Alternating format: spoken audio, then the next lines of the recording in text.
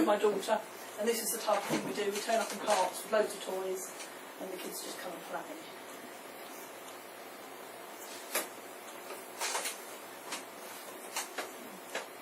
Obviously, in this report, we're exploring research and methods and techniques I've used to decide which social media channel will be most effective to advertise and publicise my business. The business offers, as I said, play, arts and crafts and circus workshops, aimed mainly at children 8+. My 2 sons as well. I'm aiming my advertising at young people and their parents. And then obviously I want to publicise my business to childcare agencies, schools, local councils, so they can pay, so the children can come and play for free. And then to housing associations as well. So I learned a little bit on this course about all the different types of social media. I did send out a survey and interviewed existing customers and held a focus group with a group of children in the park, which was hilarious. And today I've held a focus group with a group of 15-year-old boys who told me exactly what was what. I looked on the internet for statistics and had a conversation with a similar company in Worthing, who've been running for 2 years now. So what the children are using still.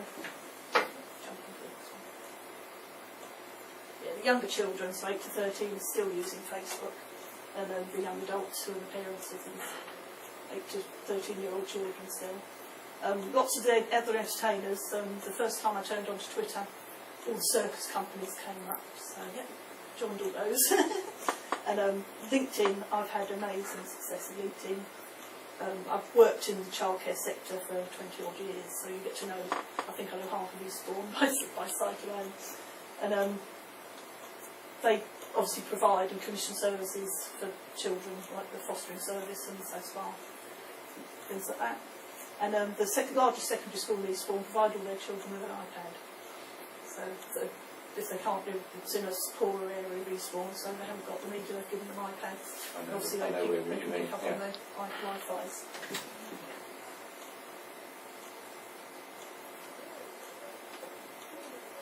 So I've decided to use Facebook as my advertising, posting up photos and comments from the sessions that I do.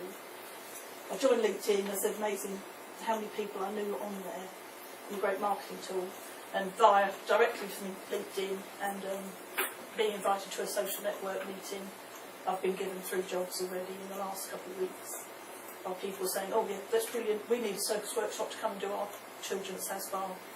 I'm doing a play session at school. That's all through sort of contacts I've made through LinkedIn. I have a Twitter stream, but I don't know if I can give it enough time to do it justice. So I'm quite new to social media as well. So, I don't think that the photo-based channels would really promote my business too much because it's more physical being there and doing it. And I've not had enough time to look into Google Plus, but that's along the line. That's all my credits. Hip Dip Play Fashion magazine. Oh, thank you. Play mosaics, my friend in Worthing. That's it. Fantastic.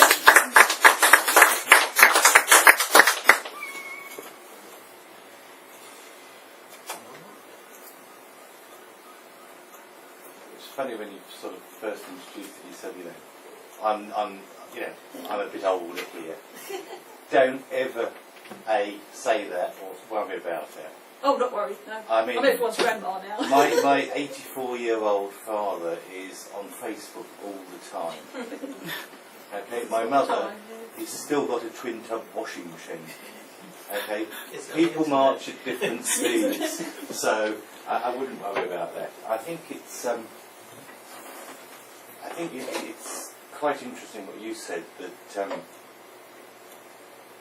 because you've been actively involved in the community at lots of different levels with people, you are already a natural networker. Well, that's, yeah. And I do find that easy to talk to anyone. Exactly. Including you, Mark, just before Christmas. Indeed. Yeah. So, and you're out there talking to people in organisations for exactly the same reasons I do. Well, I'm not looking to promote my business through Eastbourne can, but I want to meet interesting people in the area, and I've come across cost money, and some of those I share an office with, and others I went off and did some other things with, and one of them ended up raising £100,000 worth of investment. Yeah, so these little contacts are very, very important. You've just got to transfer it, you know, into the most effective social media channels for what you want to do.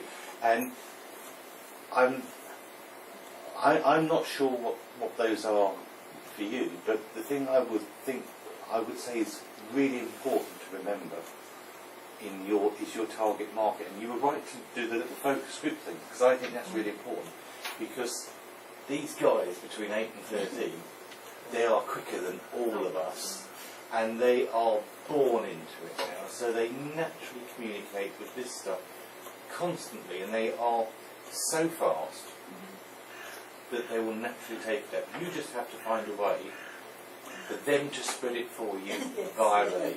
You have to think of a little hook that will engage with children at that age, because they've got the tools. You're only going to find, you'll find Facebook and Twitter will probably be your conduits there. It might be, it could be things like Pinterest and stuff, possibly, I would have thought. So you want to find some little hooks there that get those children's interest, because they'll sell it for you. They'll sell it to their parents or their school or whatever the social thing is that they're involved with. Yeah, you took the words out of my mouth, really, to be honest. I think, you know, I like the way that you summed up what is good for you, what isn't good for you, and basically the stuff that you've done has got your business. And that's literally, in a nutshell, what we do for the companies we work with. And that's how you've got to work it out. I think it would be good to, I don't know, did you say you were going to start a blog? No, I'm not that into it. I don't want to know what blog was with me. Okay, well, I think all of the different options, I mean, I haven't seen your website or anything like that, so all of the different things, unfortunately, still quite new. like most websites, I think it's important to show the expansiveness that you can actually do and the creativity, because you said, I saw there, it's like play areas, and then you said circus skills. I know myself, I've done circus skills stuff for, you know, work related team building kind of stuff, and obviously this is more for kids. It's aimed at children, but we have done circus workshops with older. Yeah, so I was going to say there's kind of another element there, which is in fact the I've older had kids saying, "Can we go home now, Dad?" No, I'm just trying to. There you go. So, you know, it's looking at your audiences and then talking about your different options and kind of getting that, whether it's on the website or on the Facebook, making sure you can see everything by a lot more photography than you've got there. So you can actually see that it's not just for like little ones, it could be for teenagers. And that is my main thing. If you say play, everyone thinks of 2 and 4 year olds. Yeah, exactly. Great big lumps of play as well. But everyone wants to be able to juggle and do crazy stuff like that, so, you know, it doesn't matter how old you are, because I know I do. So, yeah. So, that's really good. I think what was interesting for me, definitely agree with your kind of conclusions that it's Facebook and LinkedIn is where the opportunities are. But correct me if I'm wrong, you make money from getting the bookings from the organisations. Yes, yeah. So you're going to make money through the LinkedIn, but the Facebook is more engaging with the children or possibly the parents, but you don't make any money from those people. Yeah, well, they pay a small fee for we do a regular circus workshop after school time. Okay. And they would pay a couple of pounds. But your main, in terms of making money as a business, is more the organisations organisations they booking pay you. me £80 to do a session. Okay, brilliant. Sort of with a path or something. So from my perspective, in terms of taking what you've got on social media and turning that into growing your business, you've already got bookings through LinkedIn, which is brilliant. But part of that is, what's already been said, you're a natural networker, you know, you've got a lot of contacts and you've got a great product ultimately. But it's going to get harder to sell through LinkedIn once those people have used you a couple of times. You can't keep tapping up the same people for repeat business. So in terms of convincing new people, what you want to be doing is focusing on the Facebook like you're going to, because you want to be able to say to businesses, I've got 350 children who've been on my workshops and engage on my Facebook page and really like the workshops. They really enjoy what we do. This is the social proof of why it is worth you buying my products, doing these workshops, for your kids at your school, or for your housing association. So whilst one has got the direct commercial benefit, the other one will be your supporting side of it for later on, when that is an asset that you can use to pitch into businesses. So it's definitely worth, but obviously in that, thinking about on the LinkedIn, you want to talk about the corporate kind of the organisational benefits, how it's really good for children's development, to be able to play, to be able to learn these skills, attention span, all the reasons that it is really important. Exactly. So that's the kind of content you want to be putting on your LinkedIn, and you want to have a LinkedIn company page. I don't know if you've got a company page or you've just got company. yeah. So that's the type of stuff you want to be putting on your company page. And then on your Facebook, you want to be doing all the fun stuff, talking about new activities, talking about all the skills, promoting the weekly after-school club type stuff. Because they will support each other in helping you to grow the business in the long run. Yeah, that sounds great advice. I was just really enjoying your approach and the way you projected the business. I think that's really important.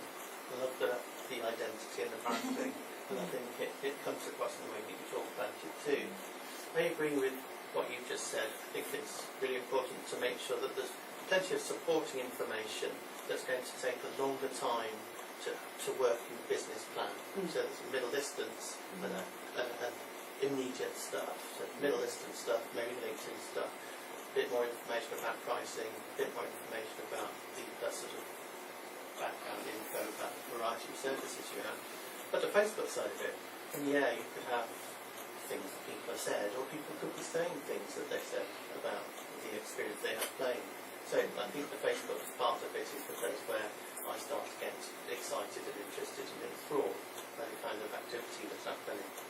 Yeah, I think that there's all sorts of opportunities for showing some small films or a bit of moving image or some sound or some funny stuff to make people, just to help people understand it's about play and show the way that people are enjoying it. It's about, yes, let's see people enjoying it too. There's definitely teaching the drum to play anyway. So. Well, play, what does play mean? Who does play? Who are crap at playing like me? That kind of stuff. Yeah, Facebook would be the place I would like to see that. Thank you. I'm going to have to put time limits on the last three to get them through in the time. So you've got 10 minutes each. No pressure. You're going to have to talk fast. Yeah. So whoever would like to go next, go ahead, Elaine.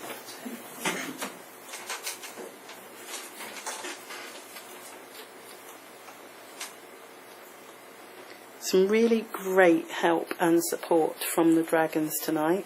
Thank you very much. Really, really helpful. And I want to reinforce that from the college's point of view. It's really nice that people all come and I'm sure they'll be really grateful for what they've learned from you. No problem. It's brilliant. It's really interesting. It is. I was actually going to stay only for a short time. I'm fascinated. Well, the standard of presentations is really good. It's very consistent. I think we've got lots of time. I'm Elaine Everybody.